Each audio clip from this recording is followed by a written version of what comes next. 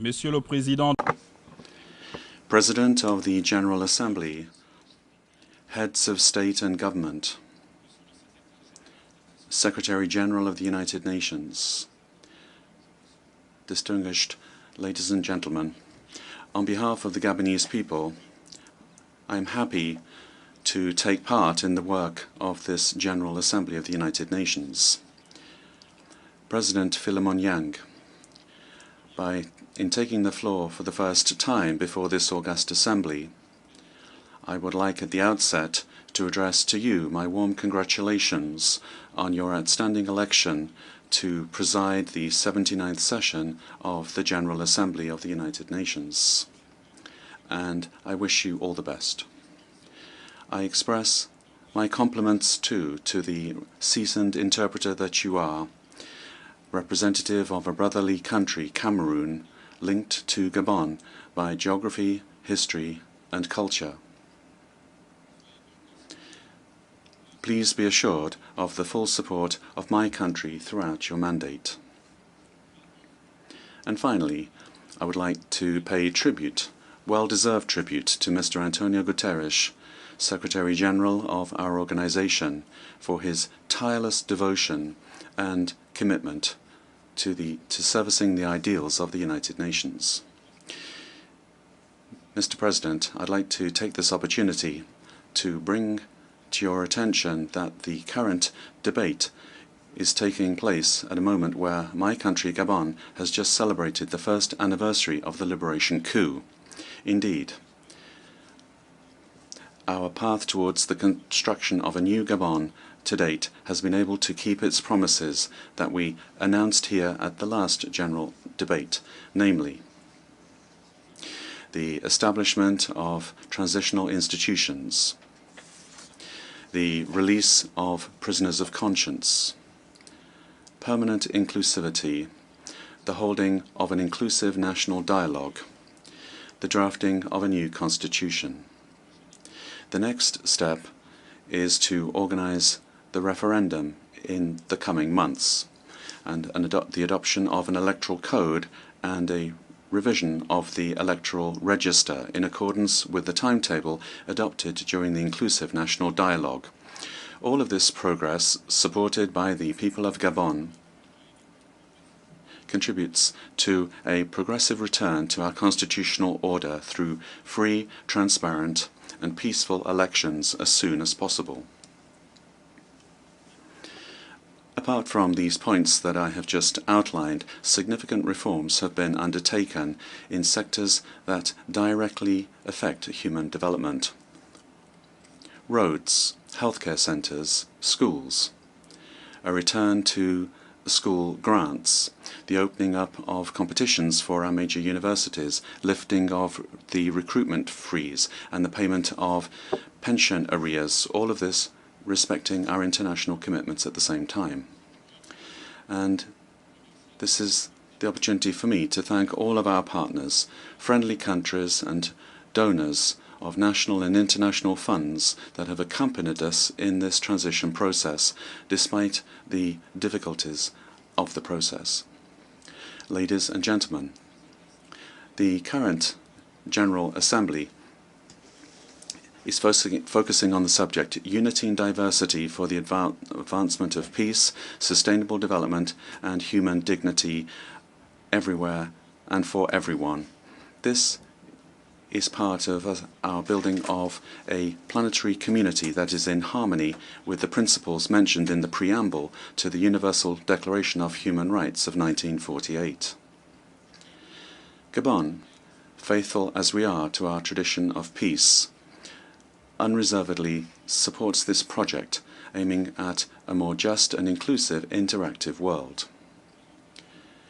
On the day after the liberation coup of the 30th of August 2023, that was carried out without bloodshed, we advocated for the preservation of peace and for national unity by appealing to all stakeholders of the nation, whatever their origins, their beliefs, or their social status,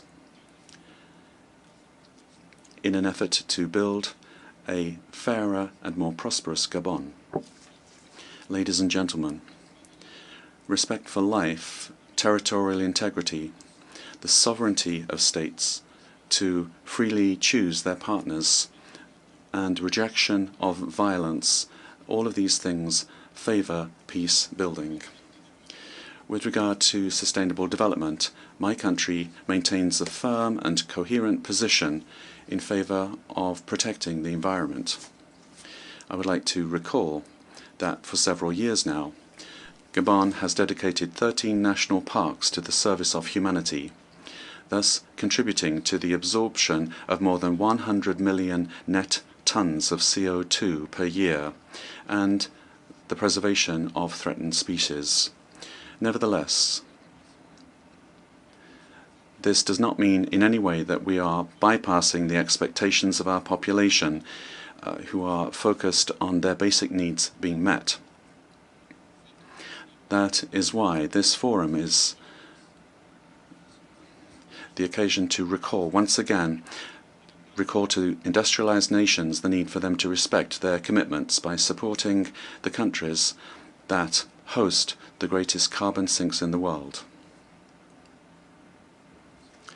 Mr. President, with regard to security, as many of us would believe, I feel that it is an urgent matter to provide appropriate responses to the numerous conflicts that we see in the world, and particularly in Africa.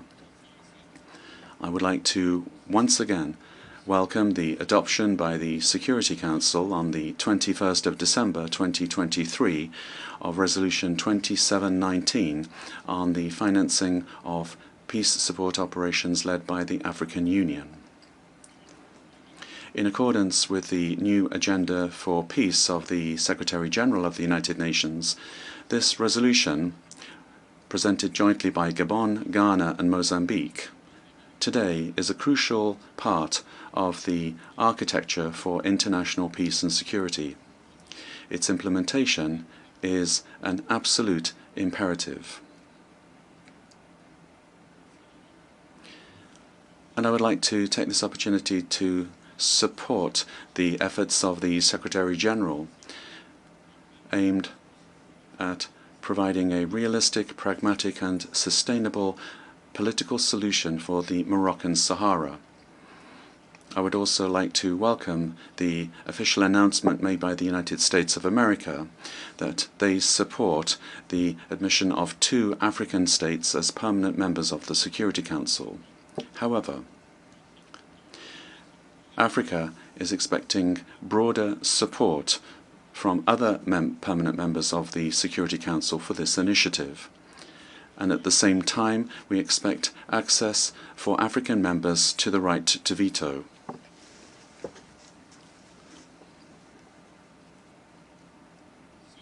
The right to veto, this would simply be justice for our continent. Over and above the African continent, I would invite you to not avert your gaze from Gaza. It's time more than ever before for lasting peace with a view to the harmonious existence of 2 states, Palestinian and Israeli.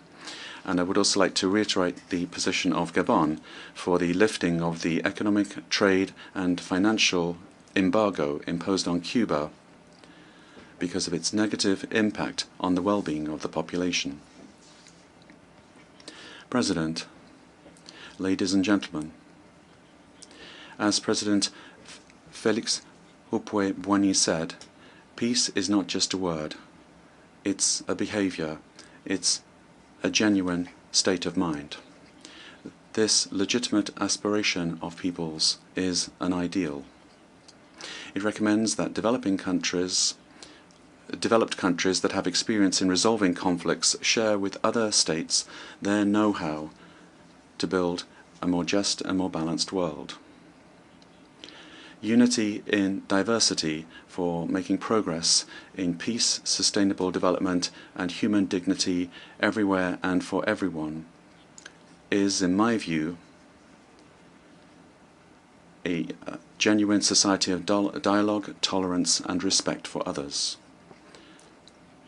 This should help us to build a world where development will be adapted to everyone's needs, to the needs of all peoples. Mr. President, with regard to economic and financial matters, the 2024 report of the United Nations on Sustainable Development underscores once again the urgency for mobilizing massive funding in order to plug the financing gap in the economy, aimed at several $billion. This is a reality. The international financial system, as it is at the moment, does not enable us to steer investment towards development and thus to ensure the dignity of our populations, which we are addressing in our debate this year. I also share with you the willingness of my peers to reform international financial institutions. This is crucial in order to produce financing for developing countries. Secretary General of the United Nations, ladies and gentlemen, heads of state and government, excellencies, ladies and gentlemen. My country, Gabon, is resolutely committed to restore happiness, and we plan to fully play our role to ensure that we build a human community that is working together and which everyone desires. Together, let us pool our efforts in the hope of a better future by acting in a different way in order to preserve the human race. I thank you.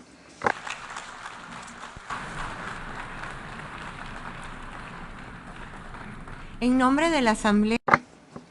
On behalf of the Assembly, I wish to thank the President of the Transition and Head of State of the Gabonese Republic.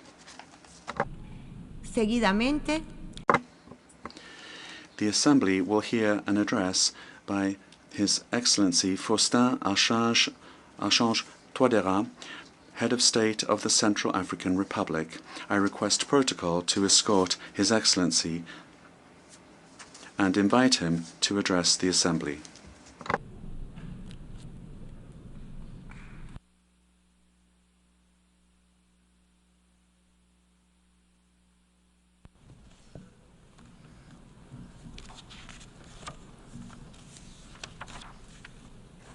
Monsieur le Président de l'Assemblée générale. President of the General Assembly. Excellencies, heads of state and government, distinguished delegates, ladies and gentlemen. It is a renewed honor for me to be taking the floor here before the entire world, speaking on behalf of my beautiful country, the Central African Republic. I am speaking with a view to contributing to the general debate on the theme of this 79th session of the United Nations General Assembly. Through its participation in the General Assembly, the Central African Republic is reaffirming its commitment to contributing to our joint pursuit of trust, peace, security, international solidarity, and mutual understanding, all of which are indispensable if we are to build a peaceful world that's conducive to sustainable development and the respect for human dignity, the human dignity of generations past and future, present and future. Before I proceed, I'd like to extend to His Excellency, Mr. Philemon Yang, our heartfelt congratulations. Congratulations on his shining and historic election to preside over the proceedings of the 79th session of the United Nations General Assembly.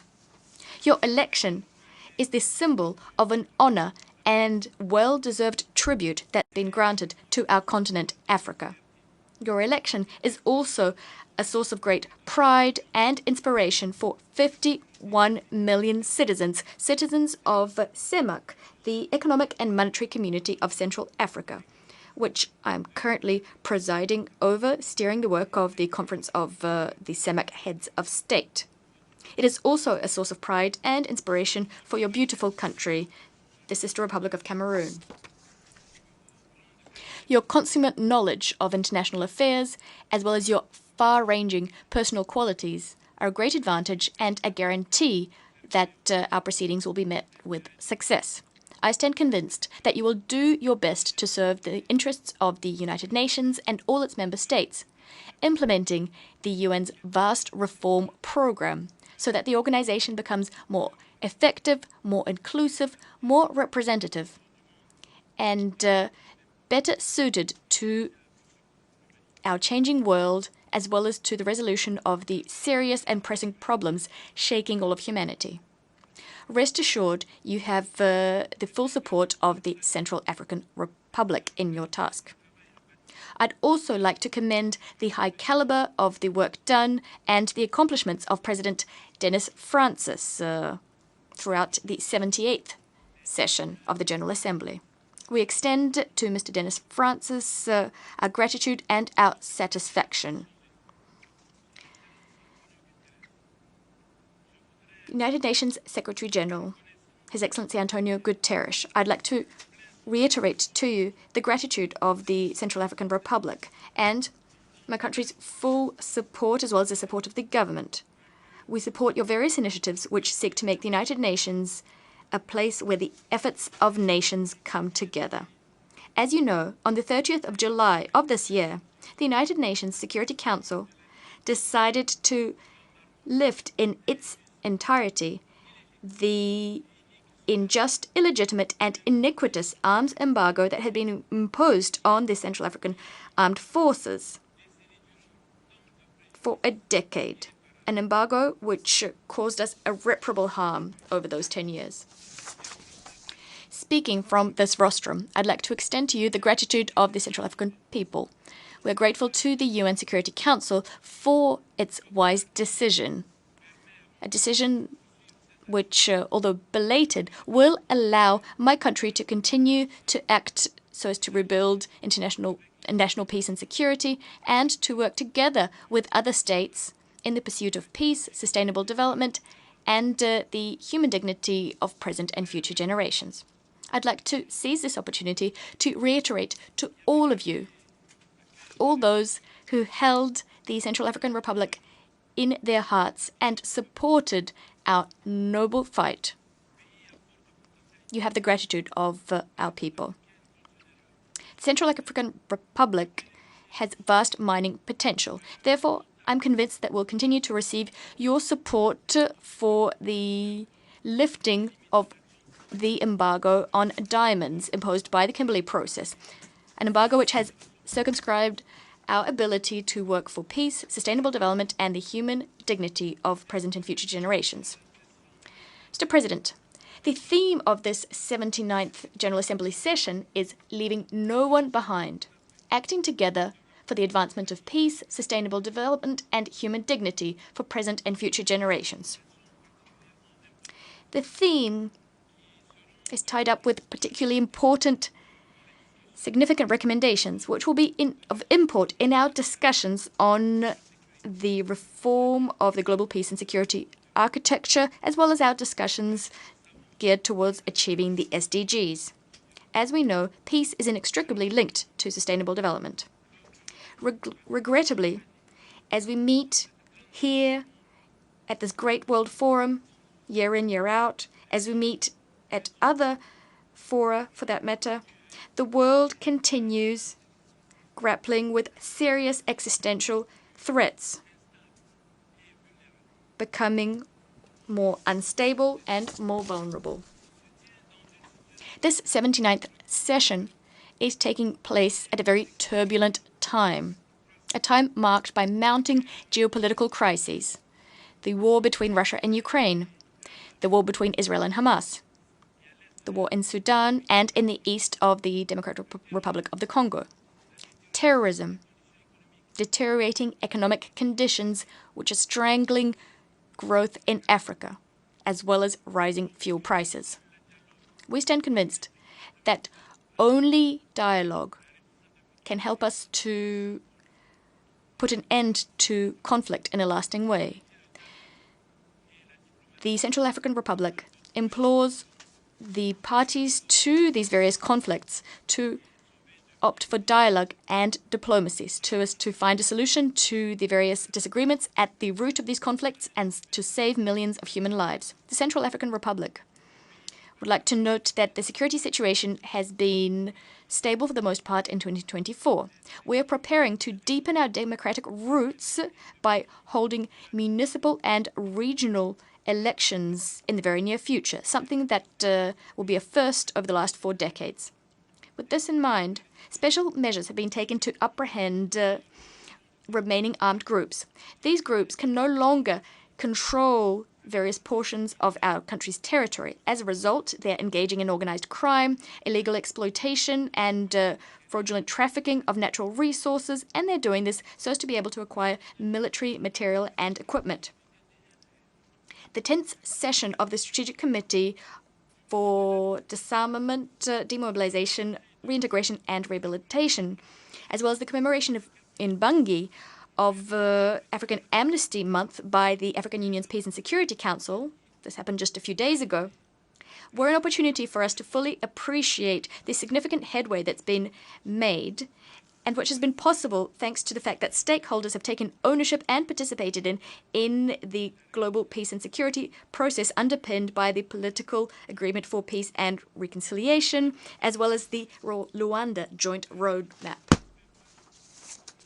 Despite of the progress that's been made, the Central African Republic continues to grapple with various challenges, specifically as regards the building of barracks, so we can station units in defense areas close to the places from which threats are emanating, as well as the acquisition of military material and equipment for our defense and security forces. Mr. President, climate change is having very serious repercussions. Deadly flooding, drought, and large-scale fires, which we've witnessed all over the world.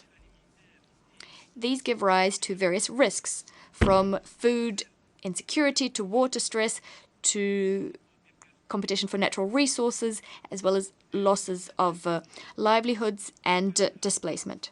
These interdependent, cascading risks can have very serious knock-on effects on peace, security, and development across continents. In sub-Saharan Africa, which is the epicenter of humanitarian crises, environmental disasters have resulted, this year alone, in over 1,000 deaths and 4 million climate refugees, not to mention invaluable material damage, specifically in our neighboring country, Chad, where the number of victims continues to grow following heavy rain, which prompted large-scale flooding and compelled people to evacuate. Speaking from this high rostrum, the United Nations, a symbol par excellence of human solidarity, to express the solidarity of the Central African people to people all over the world who have been hard hit by natural disasters. Our world is being rattled by bloody conflicts. It's also threatened from time to time by deadly weather events, devastating weather events. And in this world, developing countries, which have been impoverished by centuries of slavery, colonialism, and neocolonialism characterized by multifaceted meddling in their domestic affairs, unjust raw materials prices, onerous conditionalities imposed through the international financial architecture, these developing countries are looking on powerlessly as new security, financial, economic, food-related and environmental challenges mount. Funding promises for vulnerable countries are taking time to come to fruition. Adaptation measures promised at various COPs and rising temperatures, all of these are changing as often as the weather does, beholden to the political, geopolitical, and geostrategic whims of the great powers. We're well aware of just how dangerous climate phenomena are. Thus, my country has crafted sector-specific policies. However, their effectiveness depends on climate funding, which is still unreliable. The Central African Republic would like to urge the United Nations to do more to implement the climate peace and development nexus, establishing synergies between climate adaptation and peace building, so as to holistically address the vulnerabilities linked to climate change other vulnerabilities, and the risk of conflict. Mr. President, the world is teetering dangerously close to the brink. The UN peace and security architecture is being subjected to enormous pressure. The reasons Africa put forward in support of its request for legitimate Security Council reform and reform to the veto system are very compelling. A step forward has been taken by the United States of America. The US has endorsed the establishment of 2 permanent seats for Africa on the Security Council, as well as a rotating seat for small island developing states, SIDS. This proposal is praiseworthy, of course. But given changes afoot in our world, Africa, which has for a long time remained on the sidelines, cannot be fully satisfied with this proposal, which can only be viewed from the vantage point of a perpetual denial of the veto to Africa. It is time to speed up the reform of the international financial architecture so as to remedy inequality, to mobilize adequate funding for the achievement of the SDGs, to meet the financing needs of developing countries, to be able to reform the implementation of and compliance with multilateral environmental agreements, which will help us to make our common ambition of protecting the planet a reality. Mr. President, demographic estimates indicate that in 2050, half of the world's global youth will live in Africa. Also, half of Africa's 54 countries would have seen their populations almost double. I applaud the Pact for the Future, as well as the Global Digital Compact and the Declaration on Future Generations, annexed thereto, all of which were adopted at the Summit of the Future. It is high time that we speed up the implementation of the SDGs in the following areas: science, technology, innovation, and digital cooperation. We should do this whilst stressing equity, rights, and universality. Young people today are key agents of positive change. They can make an important contribution to sustainable development, respect for human rights, as well as global peace and security. And yet young people are vulnerable for a number of reasons. This is preventing young people from realizing their full potential and exercising their fundamental rights. It therefore behooves us to pledge to transform investment in young people, in women, girls, and persons with disability, so as to guarantee a better future for us all. As for the Central African Republic, our ambitious 2024-2028 National Development Plan strikes a better balance between the needs and interests of present and future generations. It does this by making human capital development one of the plan's strategic pillars. To conclude, I hope that the spirit that prompted the establishment of the United Nations will tirelessly prevail, thereby helping to create a fertile atmosphere for resolving the problems plaguing international peace and security, sustainable development, and this for the benefit of all humanity. I thank you. Au nom de l'Assemblée générale. On behalf of the Assembly, I wish to thank the head of the State of the Central African Republic.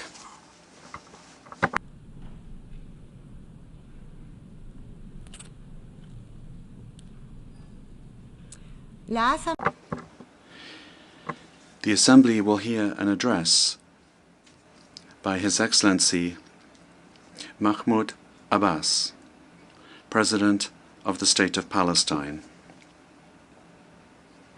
I request protocol to escort His Excellency and invite him to address the Assembly.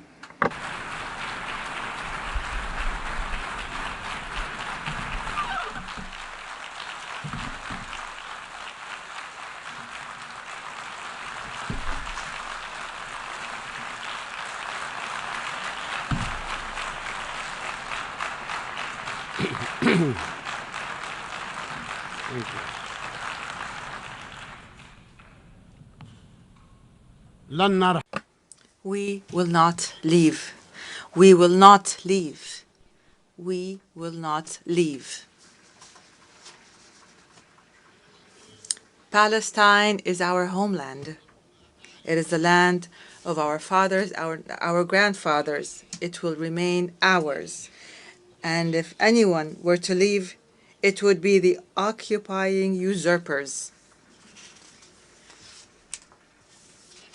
In the name of God, most gracious, most merciful.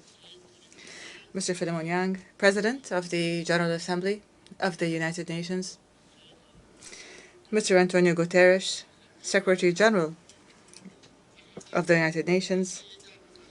Ladies and gentlemen, heads and members of delegations, esteemed guests, peace and God's blessings be upon you all. I come to you today as my people, and for almost a year now, are subjected to one of the most heinous crimes of our era. It is a crime of a full-scale war of genocide that Israel is perpetrating. Israel, the occupying state. A crime that so far has killed more than 40,000 martyrs in Gaza alone, and thousands remain under the rubble. A crime that has injured more than 100,000 others to this day, and matters are getting worse. Hundreds of Palestinian families have been annihilated. Entire family names have been wiped out of the civil record. More than 100 families have been completely wiped out of the civil record. They no longer exist. Thousands have died because of the spread of disease and epidemics and the shortages in medicine and water. Moreover, more than 2 million Palestinians in Gaza have left their homes multiple times in search of safety and fleeing the systemic operations that the Israeli occupying army is perpetrating. And as this war of aggression continues, dozens are being killed every day, and double that amount is being injured amongst our bereft people in the Gaza Strip and in the West Bank and in Jerusalem. I'm not here to respond to the lies of the Israeli Prime Minister, lies that he said in his speech before the U.S. Congress in July, where he claimed that his army does not kill innocent civilians in Gaza. I ask you by God, who is it then that killed more than 15,000 children of the 40,000, and an equal number of women and elderly persons from our people? And who is it then that is continuing to kill them? I ask you to answer me by God. Stop this crime. Stop it now. Stop killing children and women. Stop the genocide. Stop sending weapons to Israel. This madness cannot continue. The entire world is responsible for what is happening to our people in Gaza and the West Bank. The West Bank that is under a daily and continuous Israeli aggression. It is under a vicious settlement activity. They're building everywhere in Palestine, as if all of Palestine is theirs.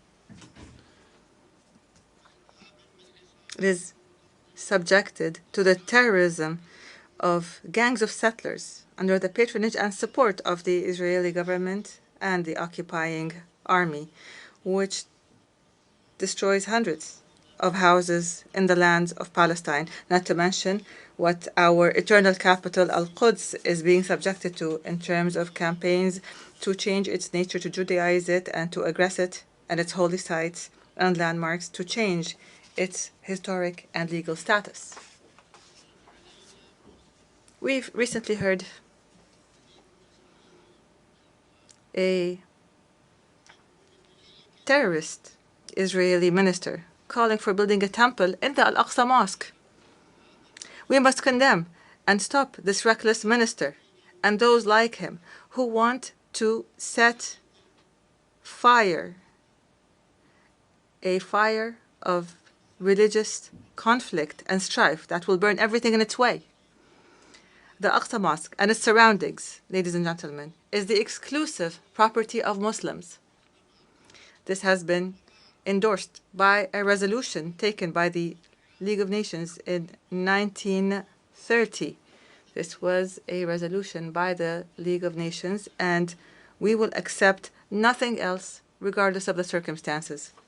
Ladies and gentlemen, we have repeatedly warned here in the General Assembly that the situation in the occupied land of the State of Palestine warns of an explosion, and this explosion has happened.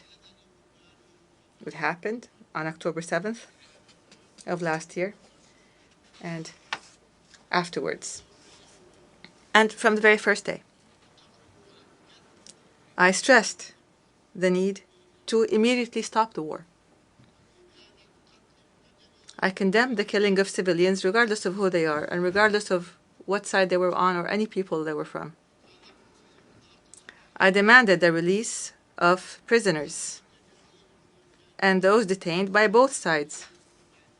There's no need to detain women, children, and the elderly. We've said this repeatedly. To anyone who has those people detained, I called for immediately going to the negotiations table to implement the two-state solution based on international resolutions. But instead of heeding the voice of reason, the Israeli government took advantage of what happened to launch an all-out war of genocide against Gaza. It committed and continues to commit war crimes as acknowledged by the international community. They're called war crimes. Israel today is now launching a new aggression on the brotherly Lebanese people. The Lebanese people are now being subjected to a war of genocide. And Israel must stop the war in Lebanon and in Palestine. We condemn this aggression and we demand that it stops immediately. Israel has reoccupied the Gaza Strip in its entirety, and it has destroyed it almost entirely, so that Gaza is no longer fit for life. Most homes have been destroyed. The same applies to most buildings, health facilities, educational facilities, economic buildings, roads, churches, mosques, water plants, electric plants, and sanitation plants. Anybody who goes to Gaza who'd known it before would not recognize it anymore. It's no longer there. 75% of everything in Gaza has been fully destroyed. If Israel thinks that it would get away from being held accountable and punished for these crimes, then it is delusional. The international community must immediately impose sanctions on Israel. The massacres, the crimes, the genocide that Israel has been perpetrating against our people since its inception in 1948 to this very day will not go unpunished. There is no statute of limitations. Rights will never be lost as long as there are those who demand them.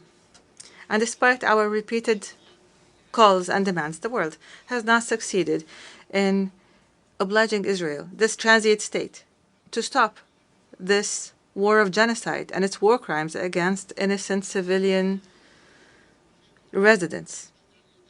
We regret that the U.S. administration, the democracy of the world, the largest democracy in the world, obstructed 3 times draft resolutions in the Security Council demanding Israel to observe a ceasefire. The U.S. alone stood and said, no, the fighting is going to continue. It did this by using the veto. And added to that, it furnished Israel with the deadly weapons that it used to kill thousands of innocent civilians, children and women. And this further encouraged Israel to continue its aggression. As long as the U.S. is supporting it, then why not keep going, since it's already an aggressing state? This is the United States, the very country that was the only member in the Security Council that voted against granting the State of Palestine full membership in the UN. We don't deserve membership in the eyes of America, so they used the veto against it. I don't understand how the United States could insist on opposing our people, insist on depriving us of our legitimate rights to freedom and independence, as is the right of the rest of the countries, 194 countries, and we are no less than them. Ladies and gentlemen, Israel, which refuses to implement United Nations resolutions, does not deserve to be a member in this international organization. Israel, whose permanent representative in this organization says that the very building of the United Nations, and he said that this building must be removed. This building that we are sitting in right now, it must be wiped off the face of the earth. This country does not deserve to be a member in this organization. It is, from the very beginning, it has from the very beginning not fulfilled the conditions for membership.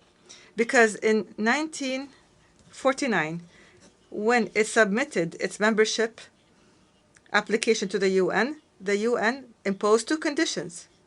First, to accept and implement Resolution 181 and Resolution 194. Without implementing these two conditions, you will not be granted membership in the United Nations.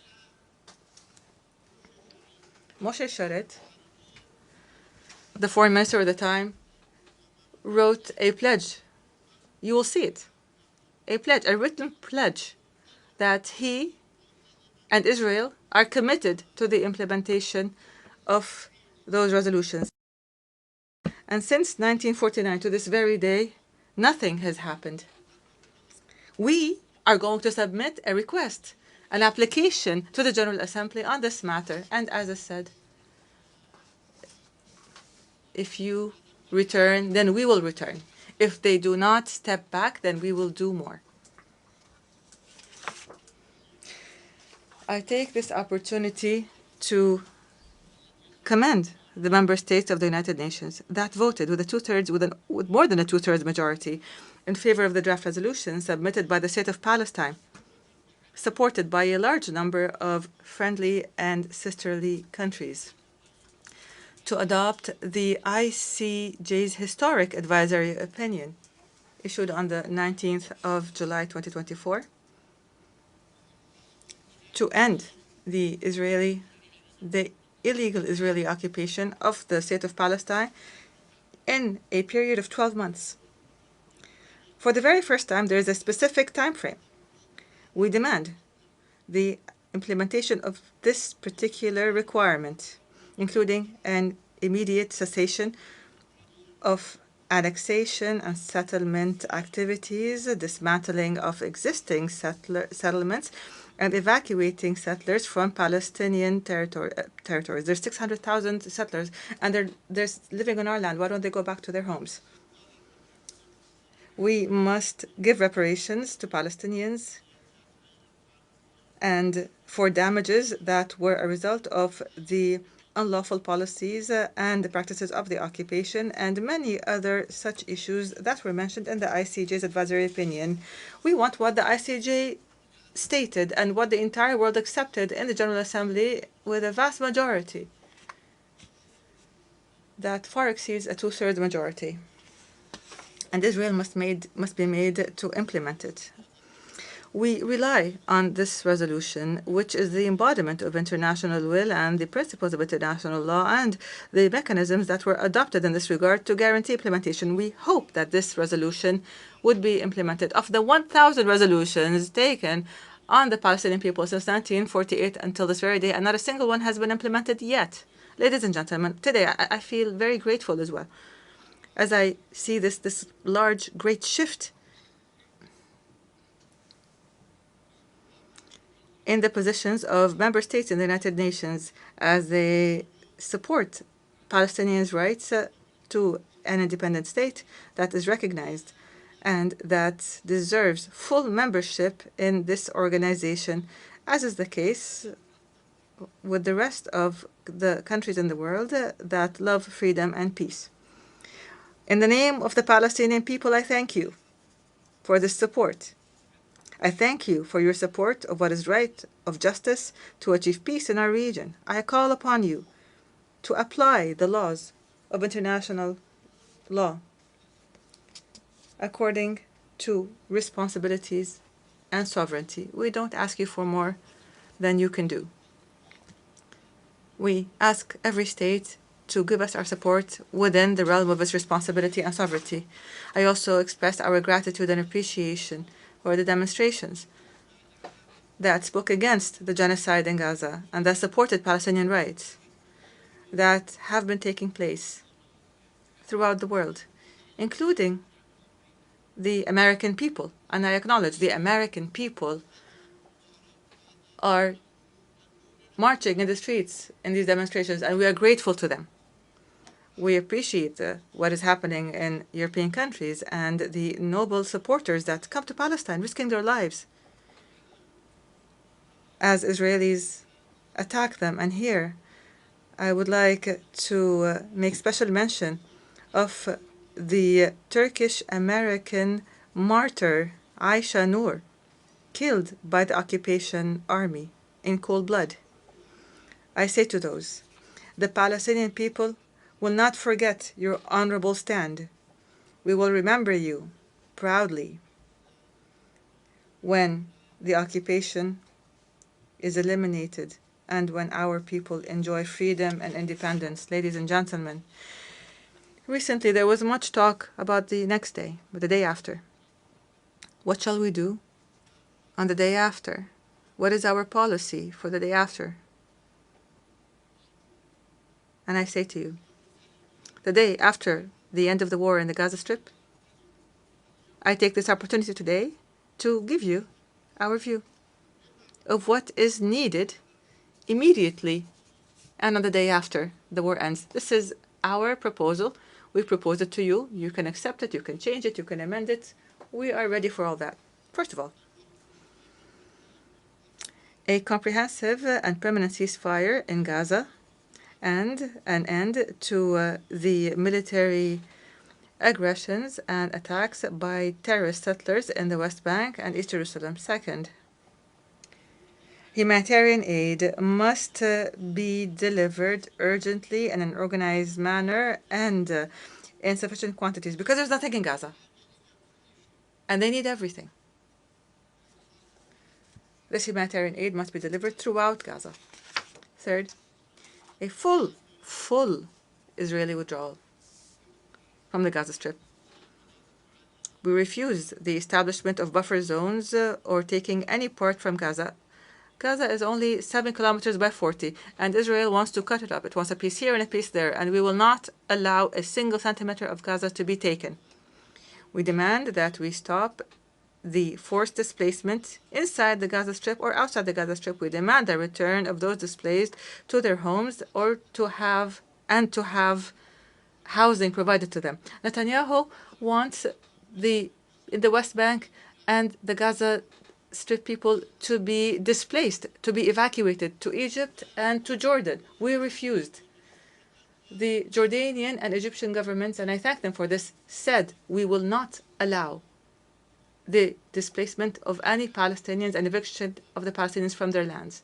Fourth, we demand the protection of UNRWA and humanitarian organizations from Israel's actions and to provide political and financial support to these organizations so that they can perform their role and offer their services to the Palestinian refugees until they return home. UNRWA was established to do its job until the refugees return, and every day Israel finds an excuse to convince others that UNRWA's work must be ended Fifth, we demand international protection for the Palestinians on the lands of their occupied land. We want protection. We are not fighting Israel. We cannot fight Israel. And we don't want to fight. But we want protection. We want our children, our women, our families to be protected internationally.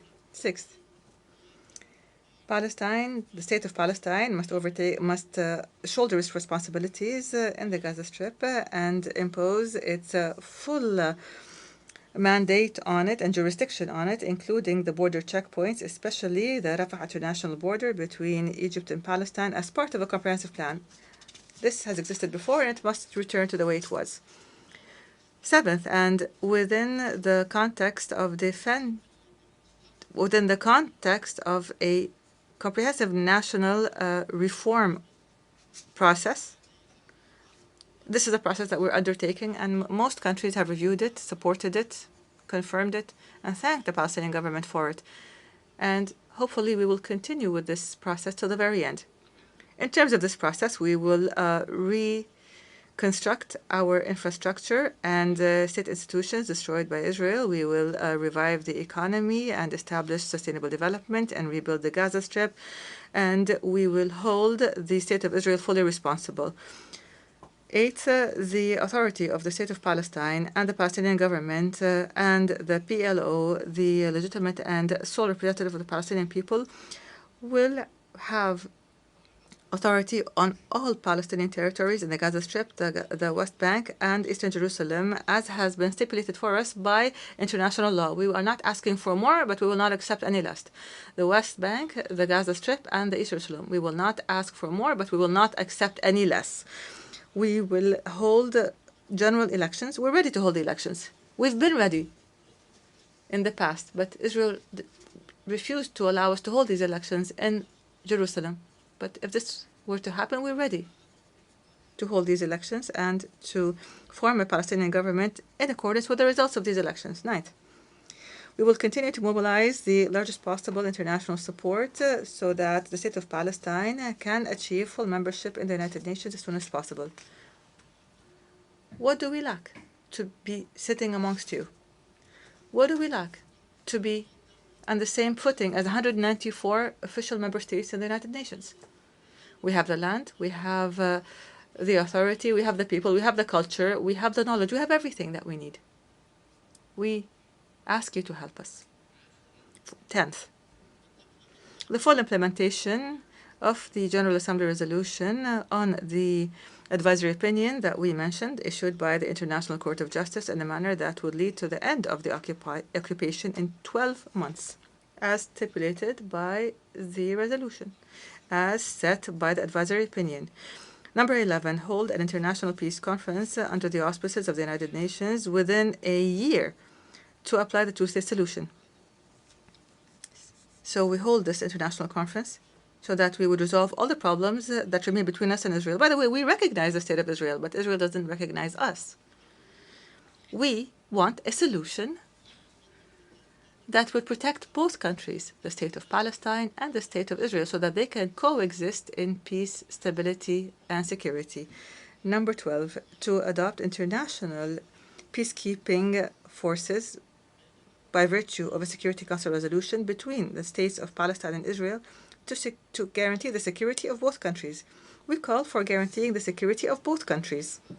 These are the elements of our vision for the day after, for today and for the day after the war ends, in the state of Palestine in general. And I call upon you to adopt this plan and to provide all the necessary means to guarantee its success. Ladies and gentlemen, a few weeks ago, I declared that I've decided to lead a Palestinian delegation to the Gaza Strip so that we can stand by our people who have been exhausted by the Israeli genocide war. I call upon you to support this decision by issuing a United Nations resolution by the United Nations here, by pressuring the occupying government so that it would not obstruct this effort. And here I welcome any state, any party that wants to join us in this visit. We'll be happy to go with you to Gaza so that we could all see the tragedies that are taking place. I salute our heroic people that are sacrificing all that is precious for Palestine. In the Gaza of sacrifice, in the West Bank of solidarity, of Al-Quds, which is our crown jewel and our capital. We salute our people in the diaspora, in the refugee camps, to our brave prisoners in Israeli prisons. 6,000 prisoners. Israel arrests whoever it wants. Those prisoners whose dignity is being violated every day. Palestine will be free. It will be free despite anyone who objects to that. Our people will live on the land of their fathers and grandfathers as they have done for more than 6,000 years. They will continue their legitimate struggle for independence. The occupation will end, will end, will end. God's and peace blessings be upon you.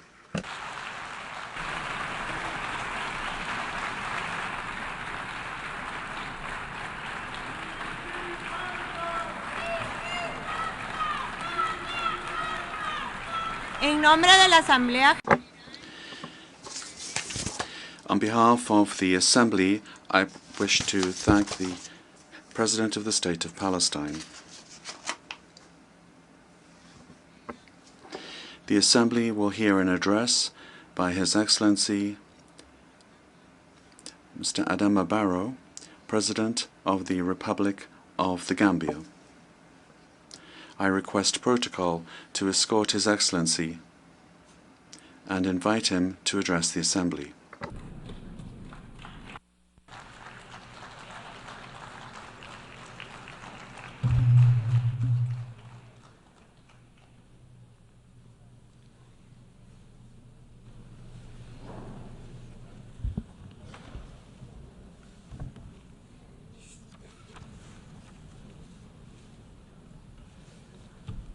President of the 79th session of the UN General Assembly, Secretary General Mr. Antonio Guterres, Your Majesties and Excellencies, Heads of State and Government, Heads of Delegation, distinguished delegates, ladies and gentlemen, it is an honor for the Gambia to participate in the 79th session of the United Nations General Assembly and to engage in meaningful dialogue with global leaders and partners on the vision of shaping a more prosperous future for humankind. Your Excellency, Mr. President, allow me to express my heartfelt congratulations to you on your assuming the role of President for the 79th session. I similarly wish to register sincere gratitude to His Excellency Ambassador Denis Francis for his exemplary leadership and accomplishments during the 78th session. Mr. President, as we undertake to chart the future we envision, we welcome the initiative presented by Secretary General Guterres at the summit of the future under the theme Multilateral Solutions for a Better Tomorrow. My delegation firmly believes that the path to a better tomorrow lies in multilateralism and closer international cooperation. Through our collective responsibility and inclusive participation, we can decisively confront and overcome our challenges and bottlenecks. The high-level summit of the future has determined that human actions are largely responsible for the challenges we face today. Therefore, it is within our power to ably address the disasters that continuously trouble our nations. To succeed, however, the international community must recommit to implementing the resolutions of the Summit of the Future to tackle such critical global challenges as climate change, poverty, transitional crimes, and conflict. These incidents underscore the urgent need for comprehensive reforms within the United Nations system, particularly the UN Security Council and the international financial institutions. We must equally strive for a more representative, just and inclusive United Nations to shape the world we so dearly want. Mr. President, the Gambia's perspective on the theme leaving no one behind, acting together for the advancement of peace, sustainable development, and human dignity for present and future generations, aligns closely with the principles and aspirations of Agenda 2030 for sustainable development. In accordance with the principles of the United Nations Charter, the theme serves as a crucial reminder to the international community of the need for solidarity and renewed commitment. With specific reference to the Gambia, the framework of the Sustainable Development Goals, SDGs, is central to our national agenda. And we are committed to ensuring that our development efforts are both sustainable and impactful. Like many least developed countries, LDCs, the Gambia faces huge challenges that pose serious threats to our survival as a nation, hence requiring collective international efforts to resolve. Consequently, the global community needs to assist the least developed countries, especially to address the burden of inequality, build more robust economies, and create policy space for economic growth. To tackle the debt burden and internal state weaknesses, we need to increase investment in capacity building. Also, we must jointly endeavor to bridge the digital divide and support technology transfer to advance development. Mr. President, we live in a world with widening inequalities, thus suppressing the weak and making the conditions of the poor worse, grossly violates the expressed ideals and spirit of the Summit of the Future. The Gambia is fully committed to the global call for gender equality and recognizes the indispensable role women play in socio-economic development. We firmly believe that empowering women translates into community empowerment and ultimately inclusive development. For these reasons, my government places great emphasis on women's rights, and we are dedicated to protecting and empowering women. As President, I will continue to ensure that women and girls are protected and given the necessary space to contribute meaningfully to our national development agenda. On youth matters, at the recent consultative summit, stakeholders recommended a sharper focus on innovation and climate change, gender equity, bridging the digital divide, and global governance that promotes youth empowerment through employment, education, and health. The summit's recommendations will inform endeavors to fill policy gaps and expand funding opportunities for better youth engagement.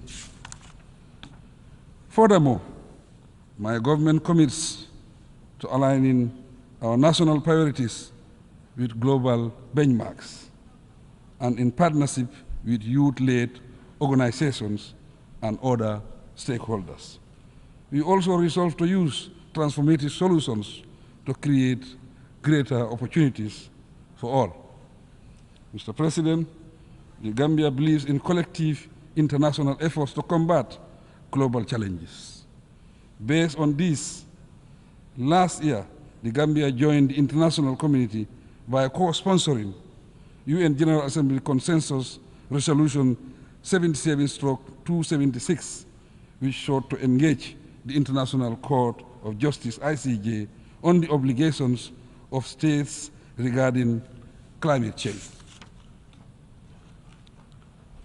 Last August, the Gambia submitted its written statement to the ICJ, and we look forward to participating in the oral hearings later this year in The Hague.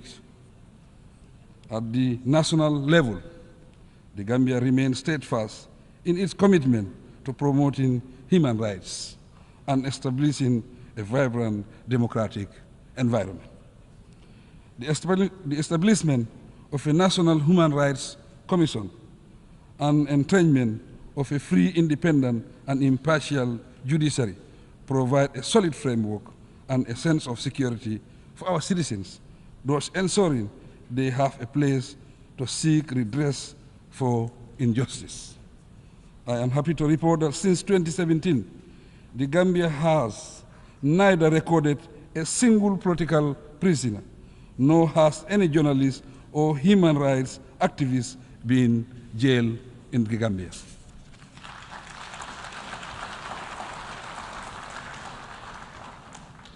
Proudly too, in August 2024, the Gambia was recognized as one of Africa's leading defenders of freedom of expression and ranked third in Article 19's Global Expression Report 2024.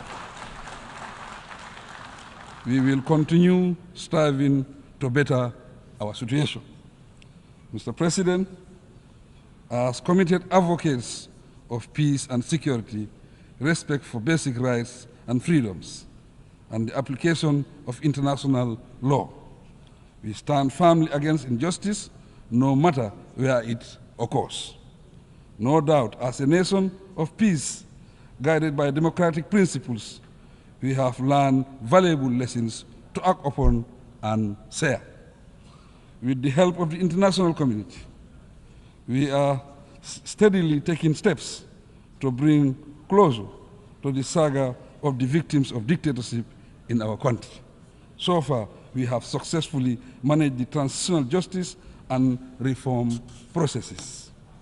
Moving forward, we count on your support in the next critical stages of ensuring justice, reconciliation, reparation where necessary.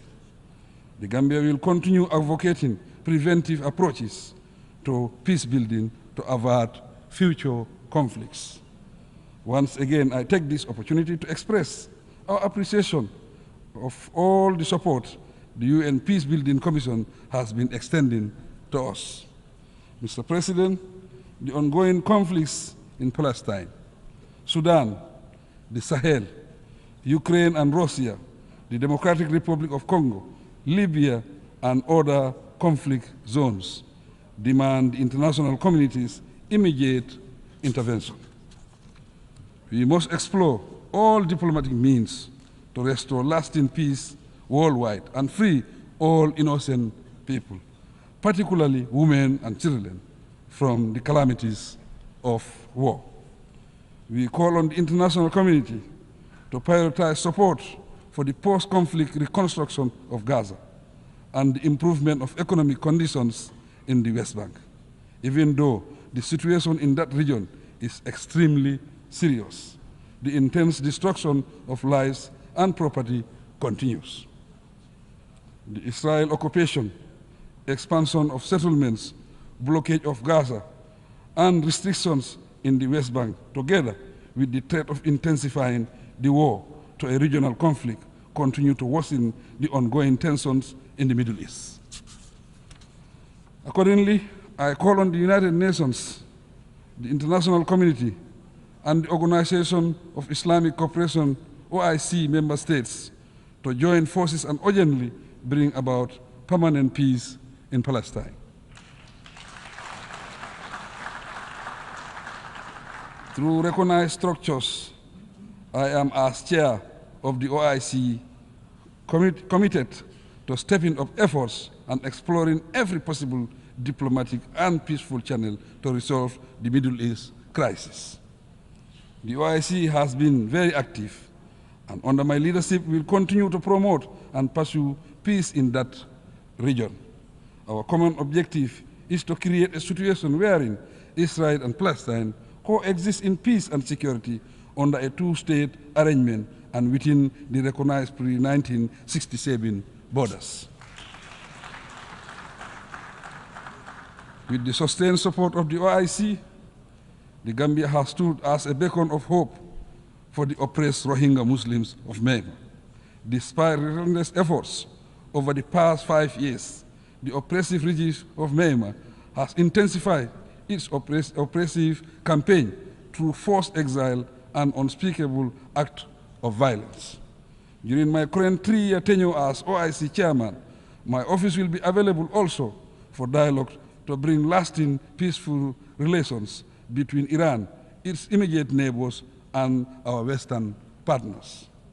Globally, we have the collective responsibility of acting speedily to peacefully address the situation in Palestine, Sudan, Ukraine, and the Sahel region.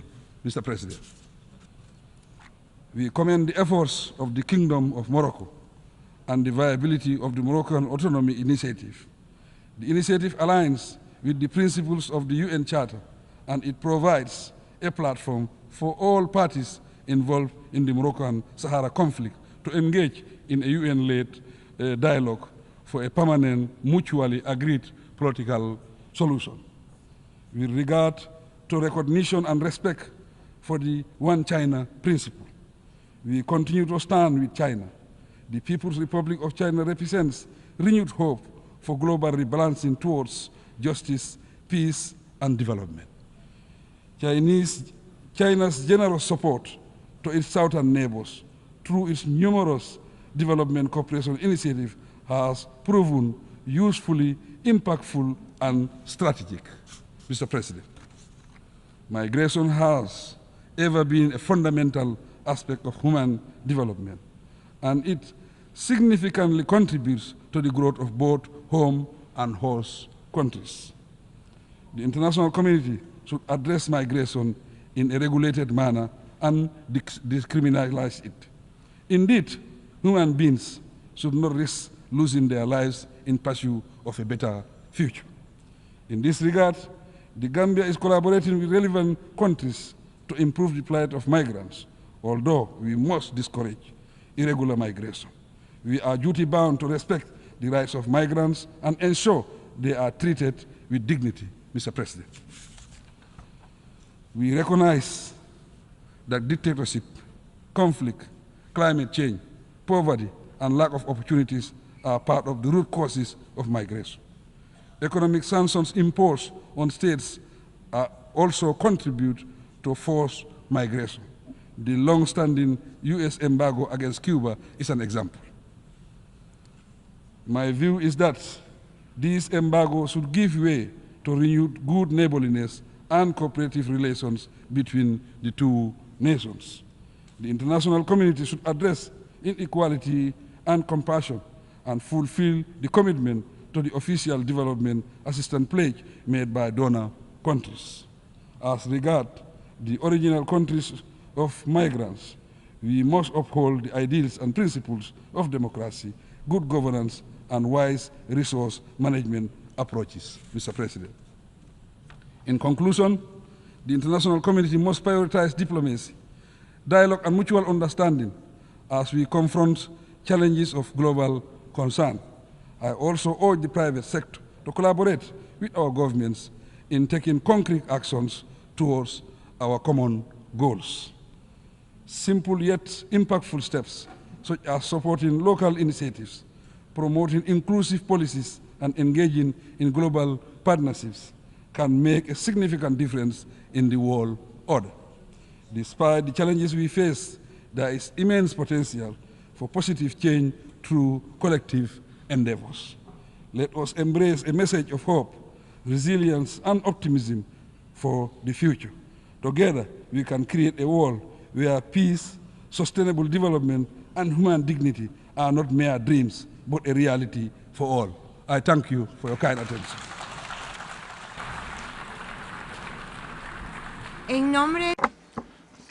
On behalf of the Assembly, I wish to thank the President of the Republic of the Gambia.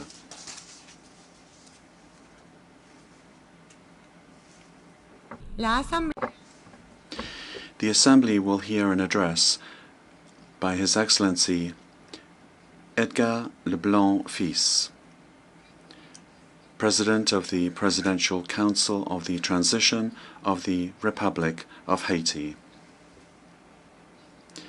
I request protocol to escort His Excellency and invite him to address the Assembly.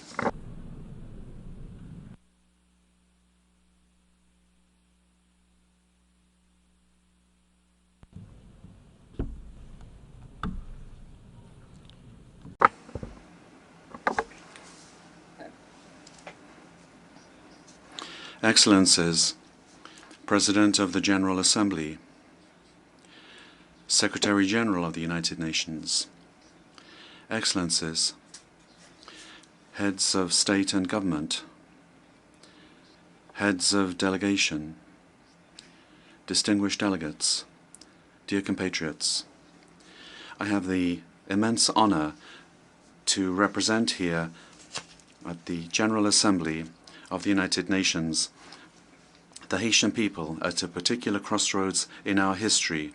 We are a proud people. Despite all of the difficulties, we've always been able to lift ourselves up.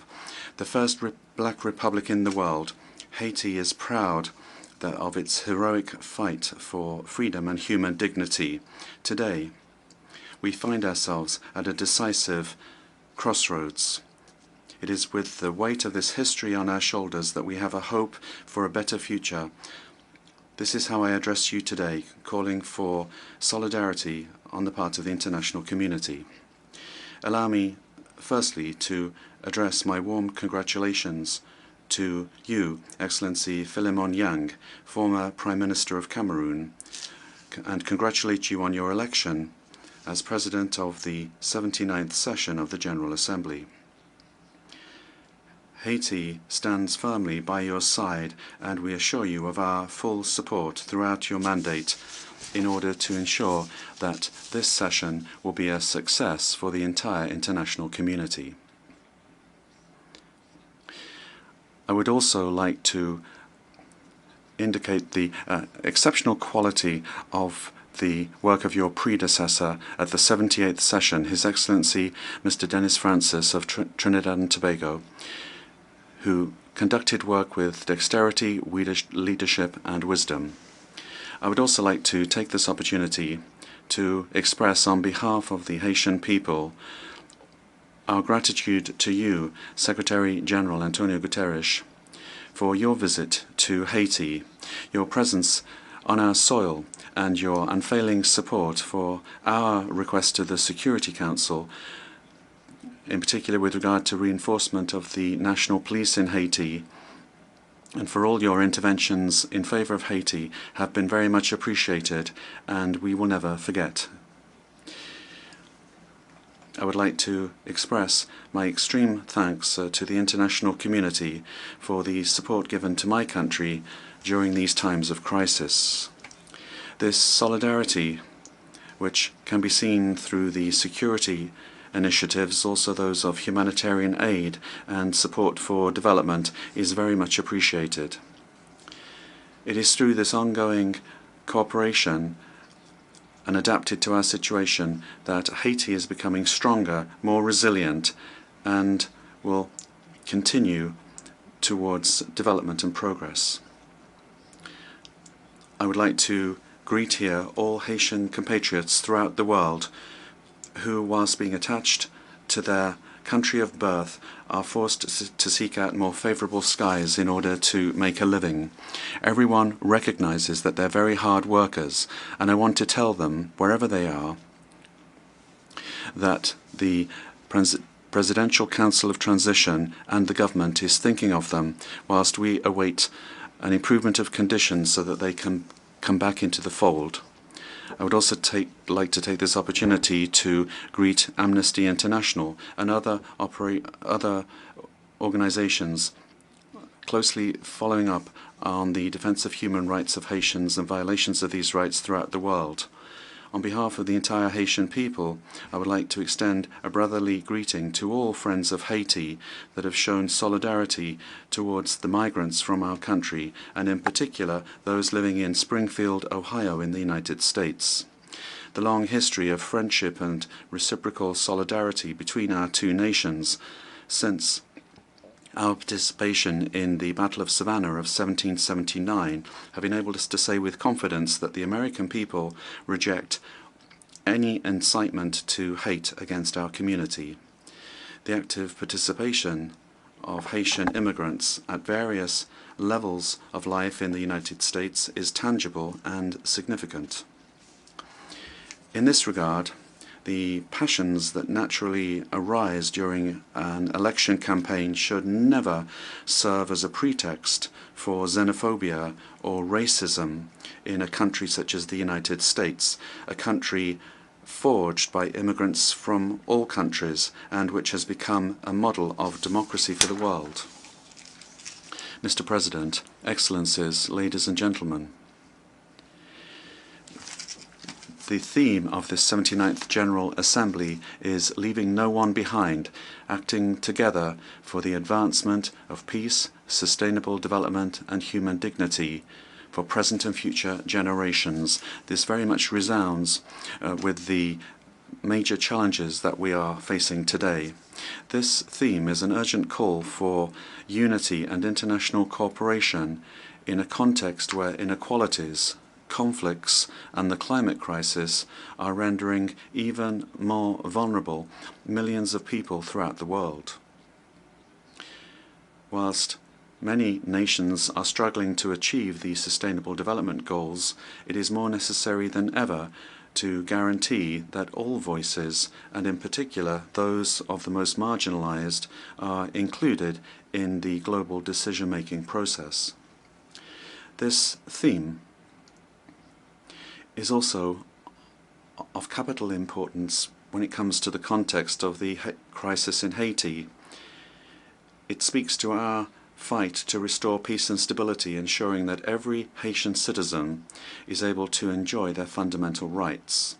Acting together, as underscored by the theme, is essential for Haiti because our recovery can only happen with this international solidarity.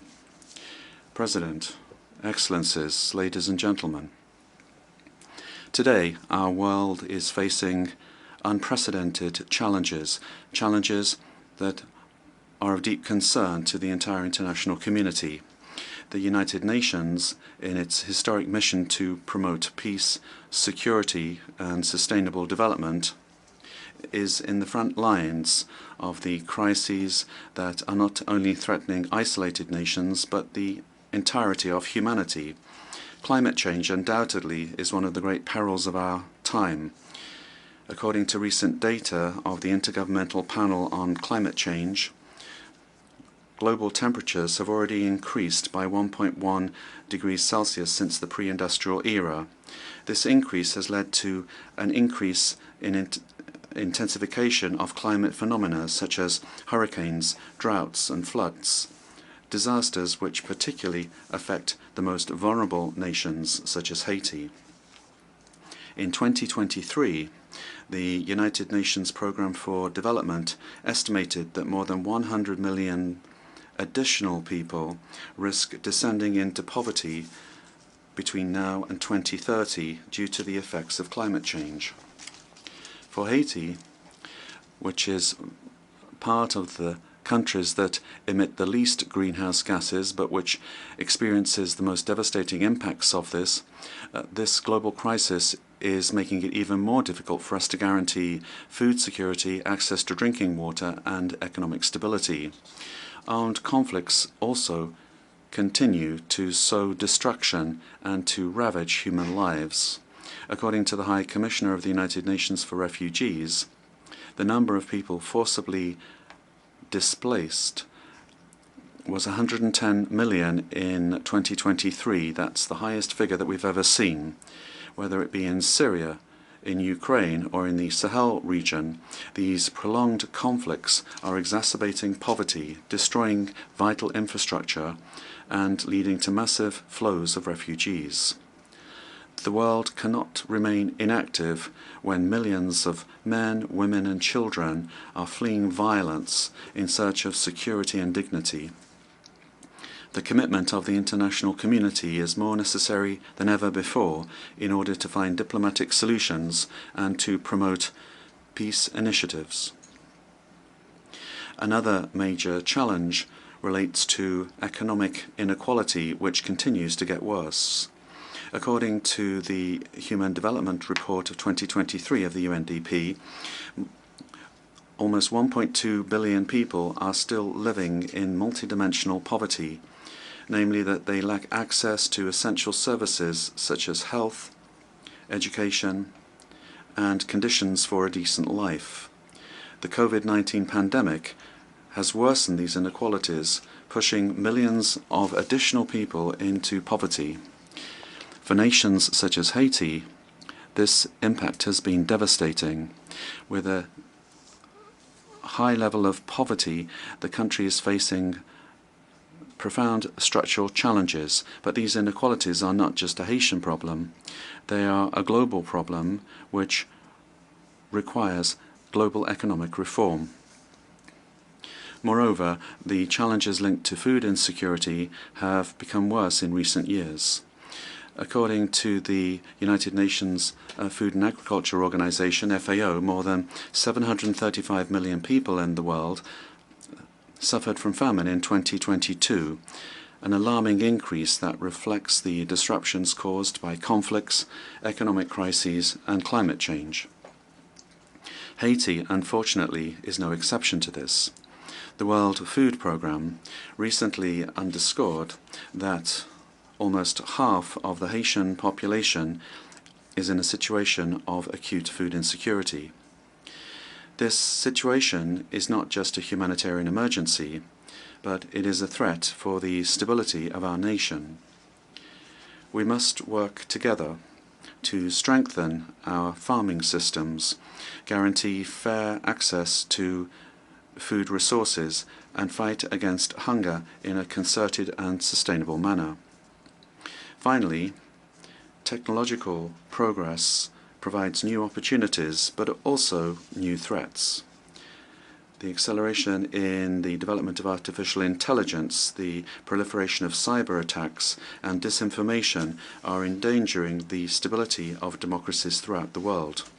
The report of the International Telecommunications Union demonstrates that the digital divide remains a major challenge, with almost 2.7 billion people still not having access to the Internet in 2023. Haiti is one of the least connected countries, and we urgently need support in order to fill in this digital divide so that we can fully participate in the global economy of the 21st century. This year, Haiti reaffirms its commitment in favor of the preservation of our common heritage, the oceans. That's why today I announced proudly that Haiti will sign the agreement on marine biodiversity of areas beyond national jurisdiction adopted on the 19th of June 2023 and open for ratification since the 20th of September 2023.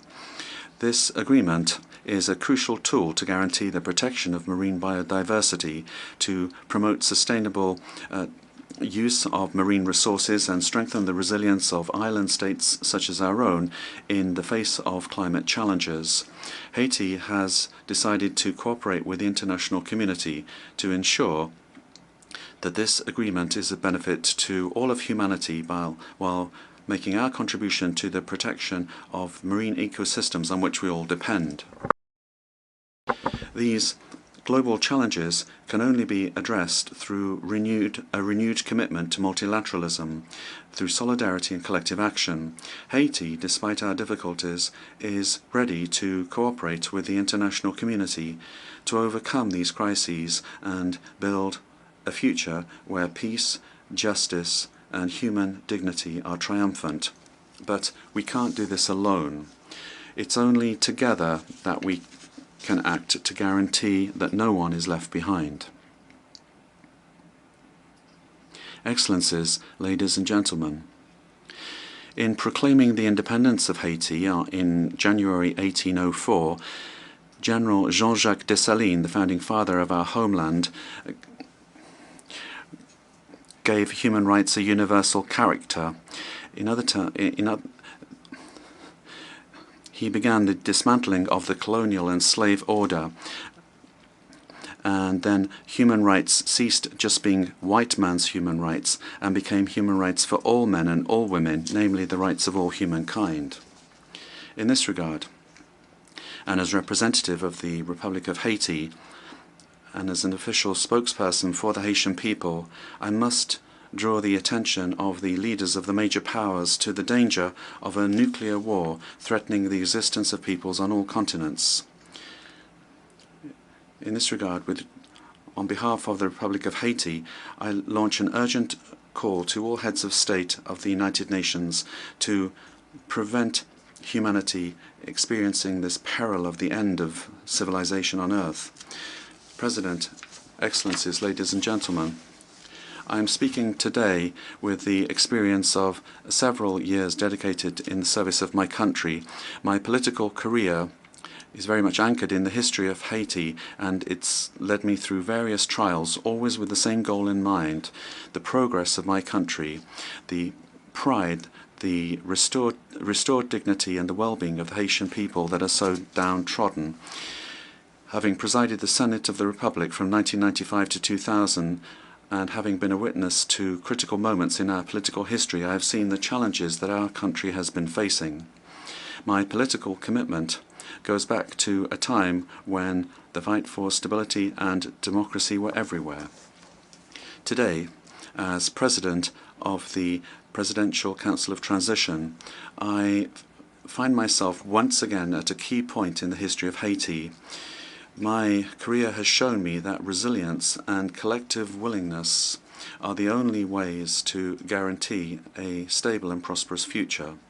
It is with this vision, this devotion, and the strength given to me by this rich political experience that I am leading the transition, determined to lead Haiti towards peace, security, and participatory democracy through the holding of the National Conference and the renewal of politicians through free, credible, and transparent elections. The Haitian people, despite the challenges that we face, refuses to be overcome by despair.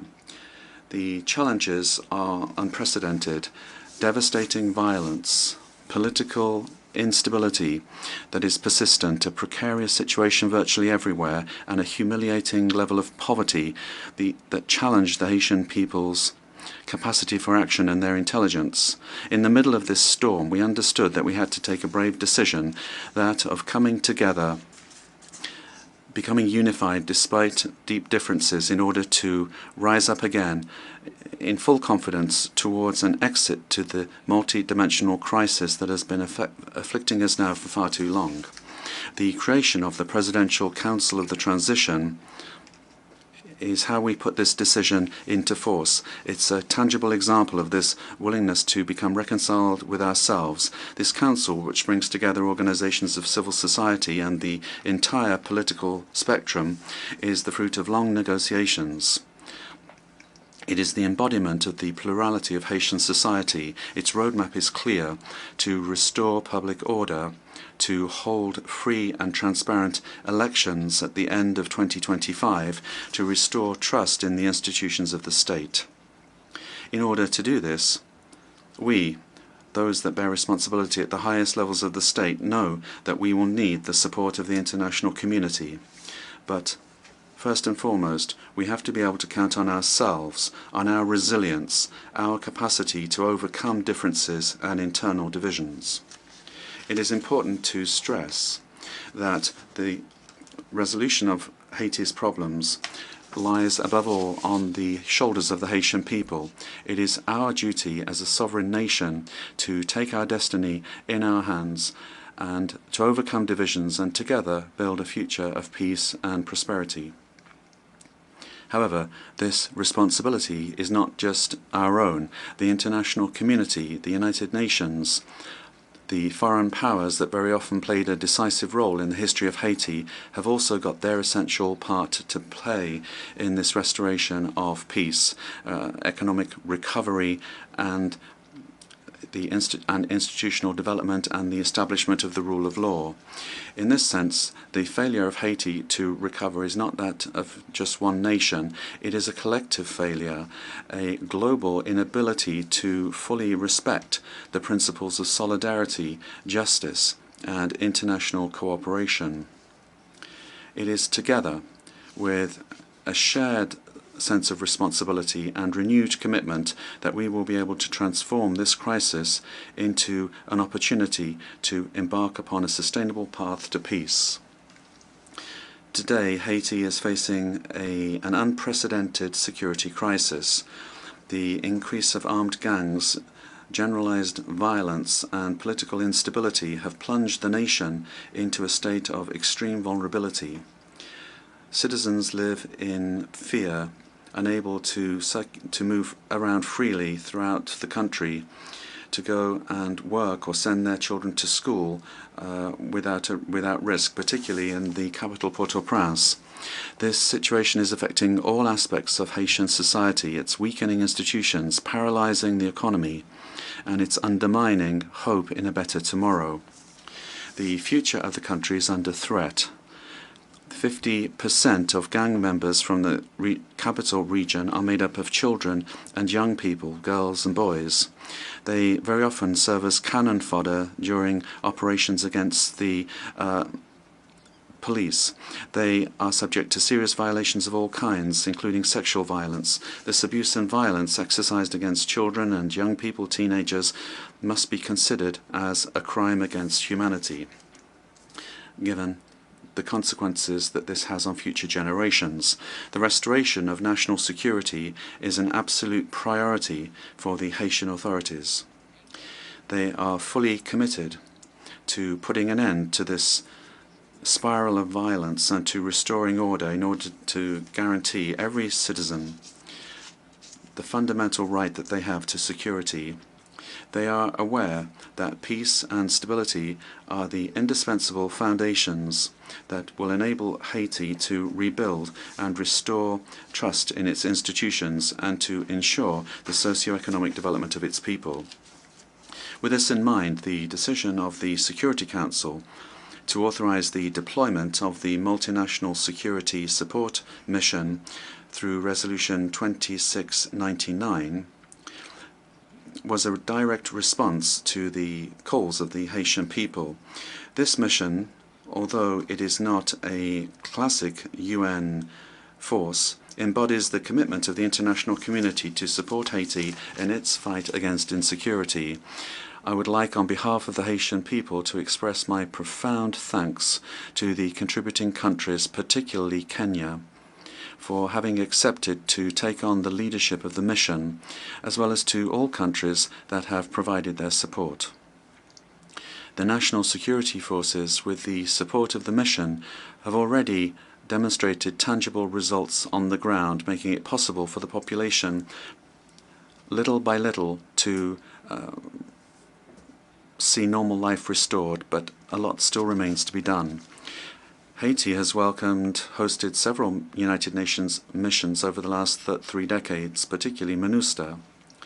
Although some of these missions have helped to temporarily stabilize the country, they have also left behind a heavy heritage of consequences. Allegations of serious violations of human rights have eroded the trust of the Haitian people. The lack of prosecutions and reparations for the victims have reinforced a sentiment of impunity, undermining the efforts at rebuilding. Nevertheless, it's never too late to act and to learn lessons from the past.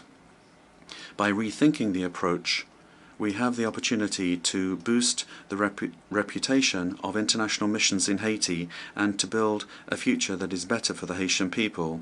It is in this spirit that we would like to see a thought being given to transforming the security support mission into a peacekeeping mission under the mandate of the United Nations.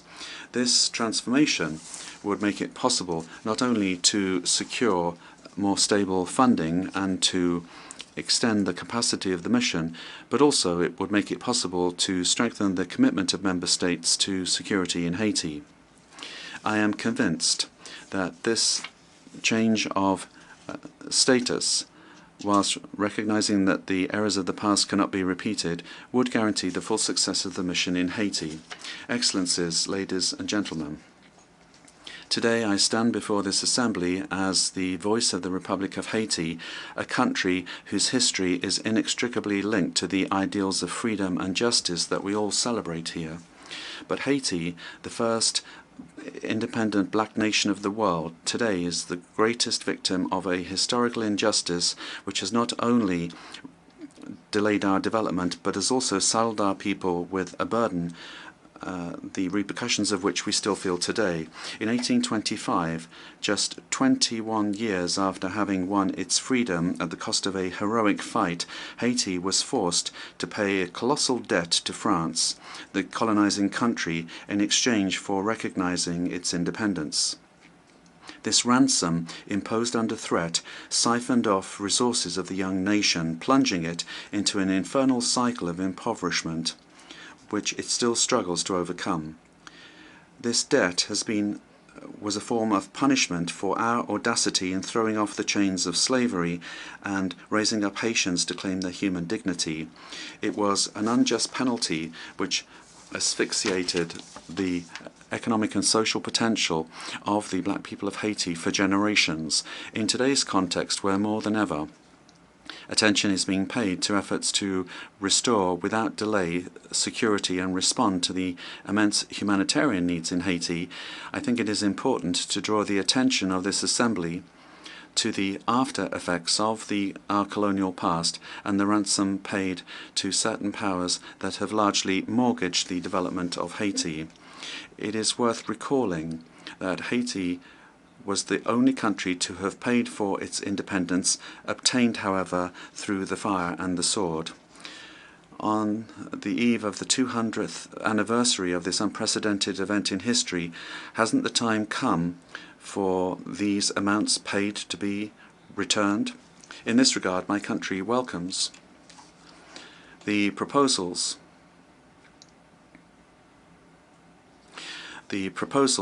made by a number of governments and also some agencies of the United Nations for specific action with regard to recognition, reparation and restitution for the wrongs of the past.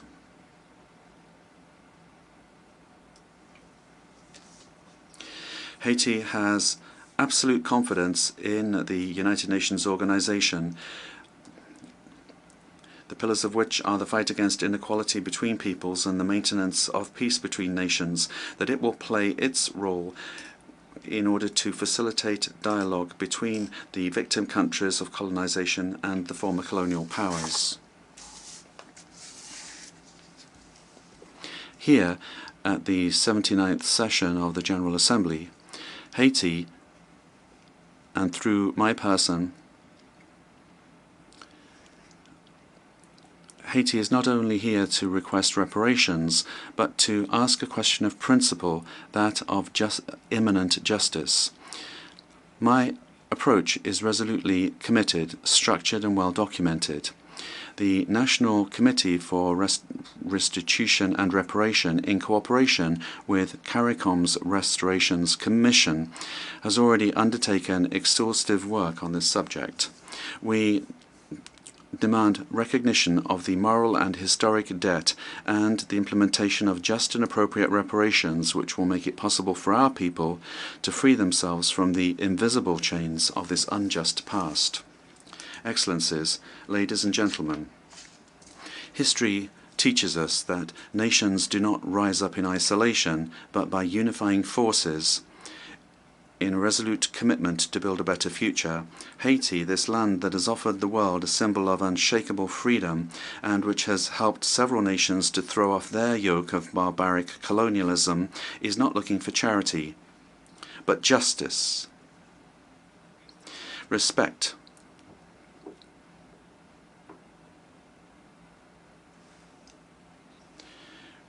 respect for its dignity and its right to a dignified and prosperous existence. The challenges that we face today are certainly huge, but they are not insurmountable. They require of us all a shared vision, a profound sense of our common humanity and determination to turn crises into opportunities for renewal. Each nation, be they small or large, rich or vulnerable, has part of our collective future in their hands. It is in this interdependence that resides the genuine strength of multilateralism. May this general debate be the moment where we reaffirm our unfailing commitment towards peace, human dignity, and sustainable development, because what we do today will resound for centuries to come. History will judge the way that we have been able to respond to the challenges of our times. Together, in a spirit of solidarity and cooperation, we can and we must build a future where no people, no nation is left behind. Long live Haiti. Long live international cooperation. Tomorrow, another country. Tomorrow, another world. I thank you for your attention.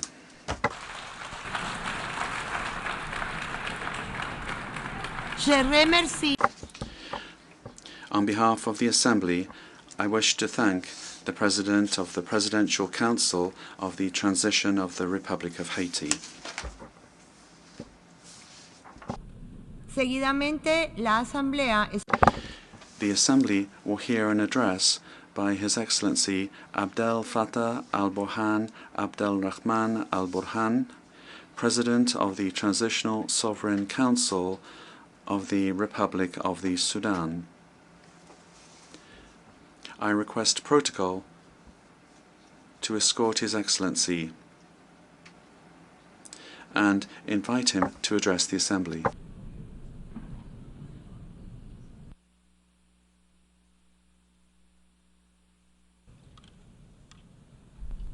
In the name of God, most merciful, most compassionate. Mr. President, Secretary General of the United Nations, Your Majesties, Your Highnesses, Your Excellencies, ladies and gentlemen, may the peace and blessings of God be upon you. I speak before you today on behalf of the people and the government of Sudan. I would like to congratulate the President of this 79th session of the General Assembly and his team. We wish you every success, especially in the face of various threats to peace and security threats which endanger our organization and which undermine freedom, peace, and justice, leading to the violation of the law. Sudan stands convinced of the important role played by the United Nations. We support all initiatives geared towards reforming the organization and its bodies, specifically the Security Council, with a view to enshrining pluralism, collective security, and upholding human rights, all the while tackling the challenges of climate change and ethnically and ideologically motivated terrorism. Ladies and gentlemen, Sudan commends the choice of theme for this topic, for this session, Unity and Diversity for the Advancement of Peace, Sustainable Development and Human Dignity. We welcome the priorities set by the president of this 79th session. Furthermore, it's important to implement the outcomes of the Summit of the Future, especially as regards United Nations reform and Security Council reform, so that these bodies can put an end to the protracted crises threatening international peace, as well as to achieve consensus and harmony in the relations between states and peoples. Unilateral measures taken outside the United Nations framework in complete violation of the UN Charter and international law, political and economic restrictions, these are the main drivers of instability, especially as regards security, the economy, and also on the political front. All of this fuels war. However, I must also add that double standards and selectiveness are currently prevailing in international affairs. There can be no doubt about it. Sudan is facing very serious challenges. And in fact, a war is being waged. There's a conspiracy. A war is being waged by a group that has rebelled against the state for many years. It's receiving political and logistical support at the local and regional levels. You've all witnessed the crimes, the violations, and the atrocities committed by these rebels, targeting the Sudanese people and the Sudanese state. The war began with an attempt to seize power through force. With time, it's transformed into a total war against the Sudanese state and the Sudanese people. Countless crimes have been committed: ethnic cleansing, forced displacement, and genocide. All of this has been committed by the Rapid Support Forces, the RSF, which should be considered a terrorist group. This militia is continuing to perpetrate crimes, and it is most unfortunate that it is receiving the support of some states in the region. States which are providing funding and mercenaries for their own political and economic benefit, in flagrant violation of law and international will. Mr. President, these terrorist groups have also hit diplomatic missions, other organizations, and property. They have not spared the UN, and in fact, UN headquarters, the UN office in Sudan, has been targeted. The Dagalo family has been violating all laws and all international obligations with impunity. The family refuses to comply with the Jeddah Declaration and rejects UN Security Council resolutions regarding the arms embargo imposed on Darfur. Thus, ethnic cleansing crimes are continuing. Most recently, we also recorded a violation of the resolution on El Fasher, the capital of North Darfur State. This begs the question, why has the international system not taken any firm or dissuasive measures vis-à-vis this group and those who support it? Despite everything that's been done, all the crimes, we witnessed crimes against humanity, war crimes, despite their refusal to implement Security Council resolutions and decisions adopted by regional organizations, all the more reason to call for Security Council reform to avoid this policy of impunity and double standards becoming key characteristics of this organization. Ladies and gentlemen, this devastating aggression being waged by the RSF with the support of states in the region providing funding and mercenaries as well as weapons to the RSF have resulted in deaths of dozens of thousands of Sudanese and the displacement of many millions more. Sudanese people have been forced to leave their lands, their motherland, to evade these armed groups. They've taken refuge in various regions. Millions more Sudanese are living in peace today in other parts of the country. Systematic attacks committed by the militia are contributing to the suffering of our compatriots. As a result, we've been seeking a peaceful solution to the situation, and the Jeddah Declaration, dated May 2023, should have been enough to put an end to this war. And yet, regional political players who are in favor of the war have a different take on the situation. This has resulted in the situation we have on our hands today. As a result, and so as to alleviate the suffering of our fellow Sudanese and to facilitate the delivery of humanitarian assistance, we've opened our borders and airports. We've lifted all impediments to this aid being delivered. Mr. President, ladies and gentlemen, the Sudanese government is steadfastly committed to facilitating humanitarian assistance, protecting humanitarian convoys and personnel, as well as medical personnel. We fully uphold international humanitarian law and measures geared towards the protection of civilians. The protection of civilians is our responsibility, especially when women and children are being hit the hardest by violations committed in areas controlled by the militias. Some women and children have even been sold in marketplaces. The humanitarian crisis affecting a large majority of our population, owing to the aggression being waged by the Dagala militia, require us to act in concert with one another. It's necessary to provide assistance to millions of displaced persons and refugees. On our side, we're doing everything within our power so as to ensure that aid is delivered to those who need it most. We would like to thank all neighboring states who've welcomed displaced persons and refugees. We thank organizations providing assistance to the Sudanese people as well. President, we face a very tall challenge. This organization must shoulder its responsibility, specifically so as to protect developing countries in the face of the avarice of some other states who would like to control our people's riches through the use of force, and specifically through the use of money. We hope that the will of our people will prevail. Numerous crises, including the one underway in Sudan, are the product of a policy of double standards, as well as political approaches based on exerting power, economic blackmail, and the fact that the organization has not managed to deter those who defy the will of their people and of nations, threatening international peace and security.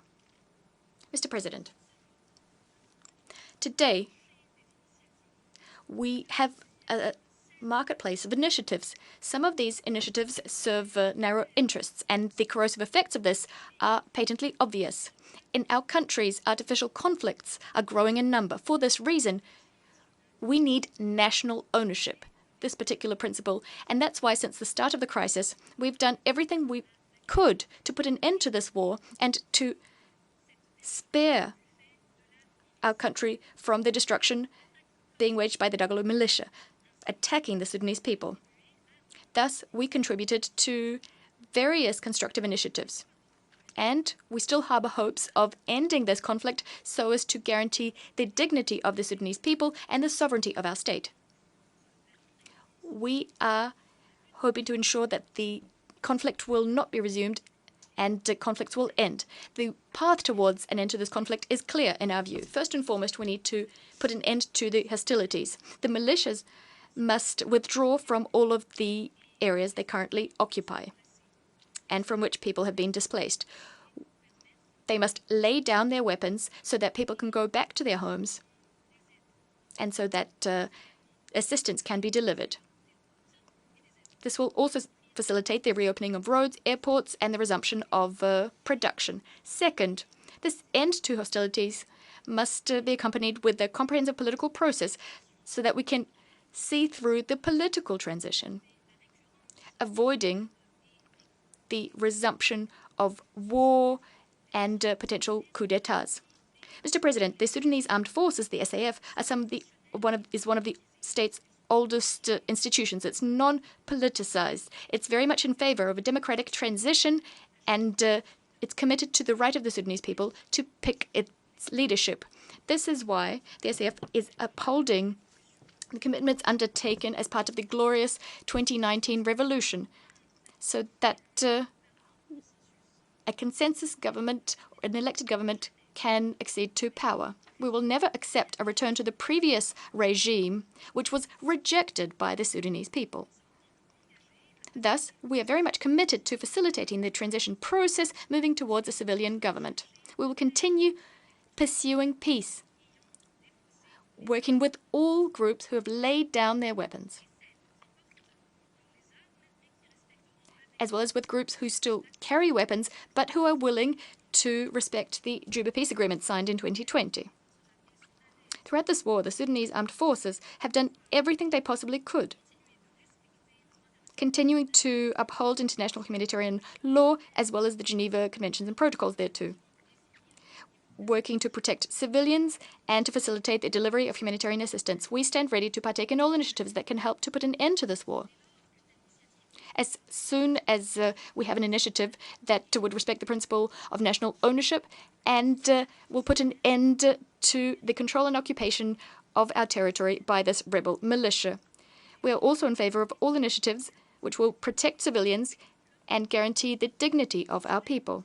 These are the prerequisites for a return to democracy. It's unacceptable for a government as well as for the Sudanese people to partake in these, to see organizations who've supported the war, states who've supported the war and massacres of Sudanese partaking in such initiatives. Some of these organizations and states have allowed weapons to be funneled through their territory to the militias, and they've also provided political support to these rebel groups. We must therefore continue acting to convince the aggressors that they shouldn't be receiving this assistance. Mr. President, I'd like to thank all of the states as well as the organizations and various human rights defense groups, as well as civil society organizations, all those who've tried to paint a true, accurate picture of what is happening in Sudan. I welcome the outcome of the Summit, the Great Lakes Summit in Rwanda, and the meeting that took place in Yaoundé. There, at all of these meetings, the RSF were described as a rebel group working against the state. We've managed to circumscribe the activities of this group and deter them. Hopefully, we'll be able to deter them from acting in a similar fashion in other countries. The RSF should be called should be called out for what they are. They've rebelled against the state. They're committing terrorist crimes and should be considered as such here at the United Nations. Mr. President, before I conclude, I'd like to reassert our position vis-à-vis the issue of Palestine and the right of the Palestinian people to establish an independent state within 1967 borders. It's necessary to put an immediate end to the aggression being waged in Gaza and in Lebanon. We also call for Palestine to become a fully fledged member of the United Nations. By way of conclusion, we'd like to extend our gratitude to all those who've supported us through these testing times. Millions of Sudanese still need your help. Thank you very much, Mr. President. I'd like to reiterate that the will of the Sudanese people will prevail. May the peace and blessings of God be upon you all. I thank you. On behalf of the Assembly, I wish to thank the President of the Transitional Council of the Republic of the Sudan. The Assembly will now hear an address by His Excellency Carlos Manuel Villanova, President of the Democratic Republic of São Tomé and Príncipe. I request protocol to escort His Excellency, and I invite him to address the Assembly.